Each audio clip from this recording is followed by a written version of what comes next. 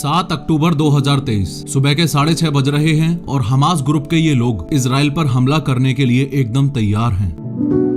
3, 2, 1, fire!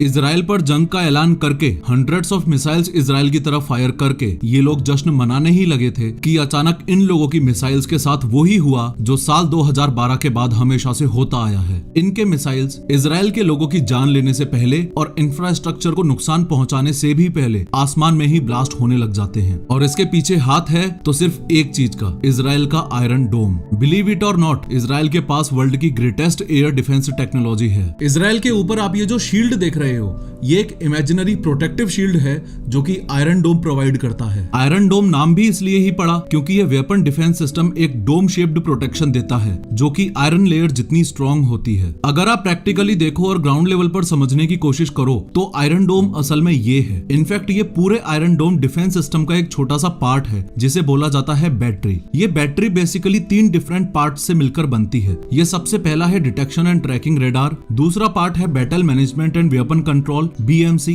और तीसरा part है ये मिसाइल फायरिंग यूनिट या दूसरे शब्दों में कहूं तो ये लॉन्चर।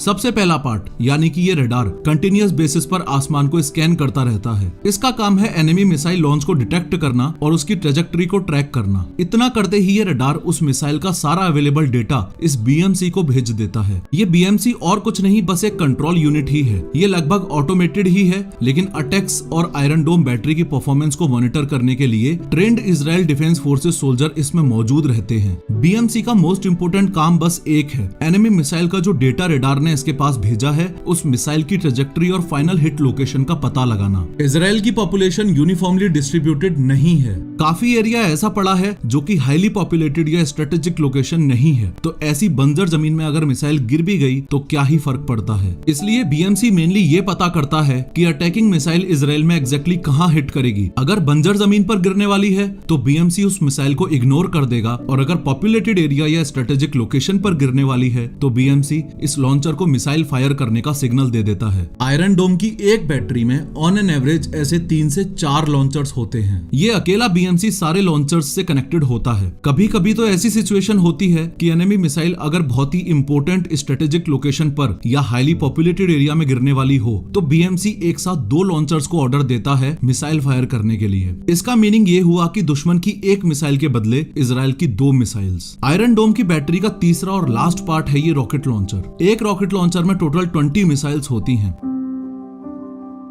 अगर ये एक तामीर मिसाइल आपको बाहर निकाल कर दिखाऊं तो इसका स्ट्रक्चर कुछ यूं है कि इसके सबसे आगे वाले पार्ट में तो इलेक्ट्रो ऑप्टिकल सेंसर्स होते हैं। इन शॉर्ट यही वो पार्ट है जो आसमान में दुश्मनों की मिसाइल के पास जाकर उसको सेंस कर पाता है। और थोड़ा नीचे अगर देखा जाए तो यहाँ पर प्रॉक्सिमिटी फ्यूज ब्लास्ट वॉरहेड है, यानी दुश्मन की मिसाइल के पास जाकर ये अपने आप को ब्लास्ट कर लेता है। इसके अलावा इसमें स्टीयरिंग फिन्स भी हैं जो इस मिसाइल को डायरेक्शन देने में और मैन्यूवर करने में हेल्प करते हैं। एक बार के लिए तो आपको विश्वास नहीं होगा कि एक तामीर मिसाइल की कॉस्ट लगभग 50 लाख रुपए है। On the other hand Israel की तरफ हमास जो रॉकेट फायर करता है जिन्हें कासम रॉकेट बोला जाता है, उस एक रॉकेट की कॉस्ट है लगभग सिर्फ 50,000 रुपए। यानी अगर आयरन डोम की एक मिसाइल का प्राइस कंपैरिजन उसके दुश्मनों द्वारा फायर की गई एक कासम रॉकेट से किया जाए तो इजराइल की मिसाइल लगभग 100 गुना ज्यादा महंगी है। इसलिए दुनिया ऐसा मानती है कि आयरन डोम की वजह से हमास भले ही इजराइल के लोगों की जिंदगी और इंफ्रास्ट्रक्चर को नुकसान ना पहुंचा पा रहा हो, लेकिन इजराइल के फाइनेंशियल लॉस का भी बहुत बड़ा कारण बन रहा है। इजराइल के आयरन डोम की तामीर मिसाइल के इतने ज्यादा महंगे होने की वजह से ही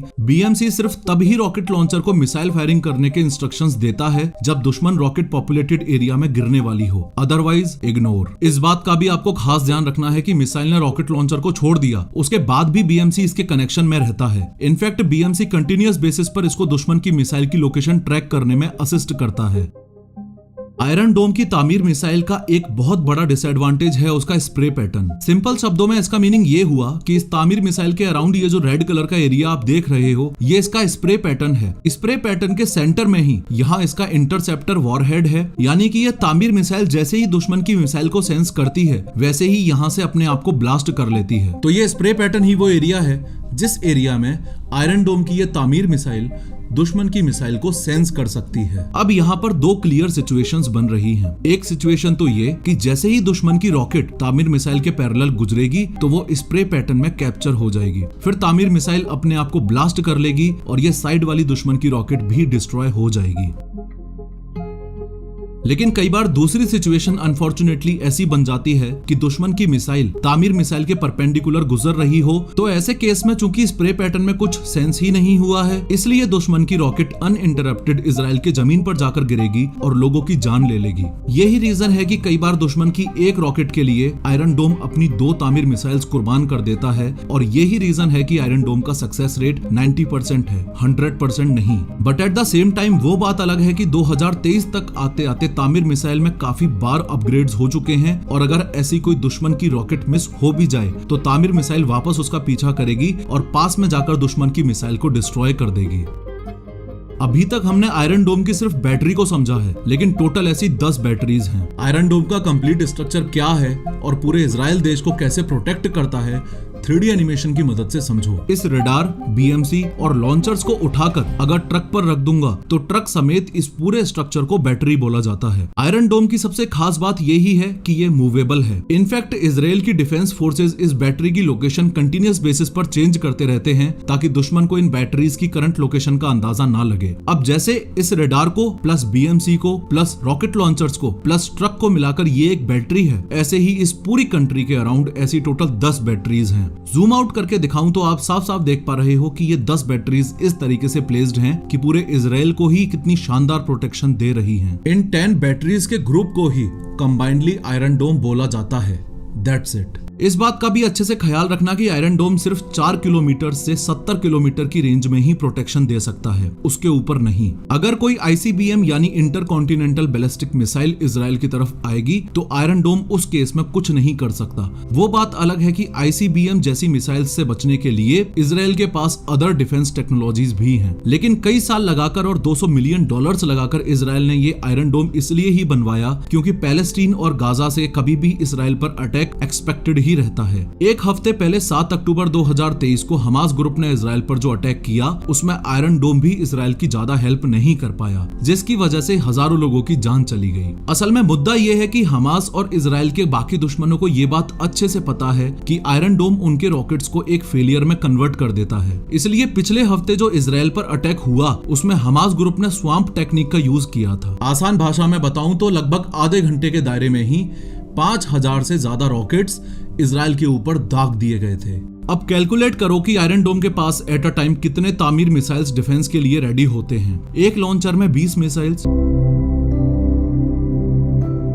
एक बैटरी में ऐसे 20 मिसाइल्स वाले 4 लॉन्चर्स, तो एक बैटरी में लगभग 80 मिसाइल्स हुए। और पूरे इजराइल देश को प्रोटेक्ट करने के लिए ऐसी 10 बैटरीज हैं, तो total 800 missiles at a time Iron Dome के पास डिफेंस करने के लिए रेडी रहती हैं। अब दोबारा याद करो, 5000 रॉकेट्स वर्सेस 800 मिसाइल्स। यही रीजन है कि कुछ दिन पहले 7 अक्टूबर को आयरन डोम इजराइल के काफी लोगों की जान नहीं बचा पाया। तो आयरन डोम में ये जो मिसाइल सैचुरेशन वाली दिक्कत है, इस प्रॉब्लम को सॉल्व करने के लिए और एक तामीर मिसाइल जो कि इतनी ज्यादा महंगी पड़ती है उस प्रॉब्लम को भी सॉल्व करने के लिए इजराइल एक न्यू टाइप की टेक्नोलॉजी पर काम कर रहा है जिसे बोला जाता है आयरन बीम।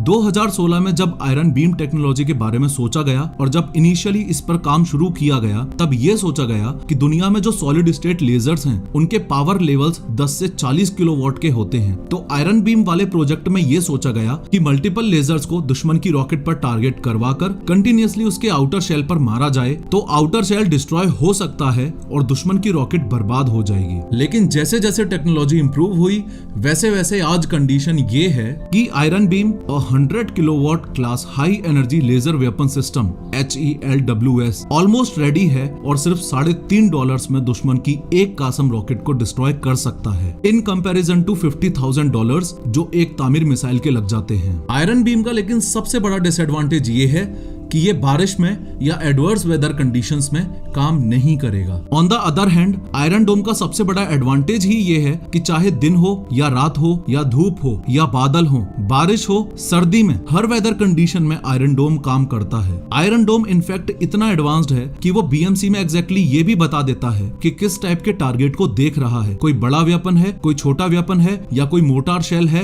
या व्हाटएवर। खैर, मिशन रानीगंज मूवी एक ट्रू स्टोरी पर बेस्ड है जिसमें जसवंत सिंह गिल ने अपनी जान खतरे में डालकर 65 मजदूरों की जान बचाई थी। इस वीडियो में 3D एनिमेशन की मदद से उस पूरी स्टोरी को ध्यान से समझो।